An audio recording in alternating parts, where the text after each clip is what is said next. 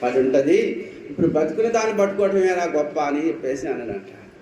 అప్పుడు ఆయనకు ఒక ఆలోచన వచ్చింది, సచ్చినోడితోటి సాతానికి ఎట్లాగో పని లేదు.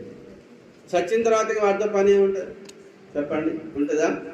ఎవరితో పని? మరి ఇప్పుడు ఆత్మీయంగా ఎదిగే వారికి, దేవునితో కలిసి జీవించాలనేటువంటి వారికి, ఏమండి ఆత్మలో పరిగెత్తుతున్నటువంటి వారికి అపవాది ఏం చేస్తాడు అంటే ఎక్కువ ఆటంకాలు తీసుకొస్తా ఉంటాడు, ఎక్కువ కష్టాలు తీసుకొస్తూ ఉంటాడు, ఎక్కువ నష్టాలను తీసుకొస్తూ ఉంటాడు, ఎక్కువ ఇబ్బందులు తీసుకుని వస్తూ ఉంటాడు.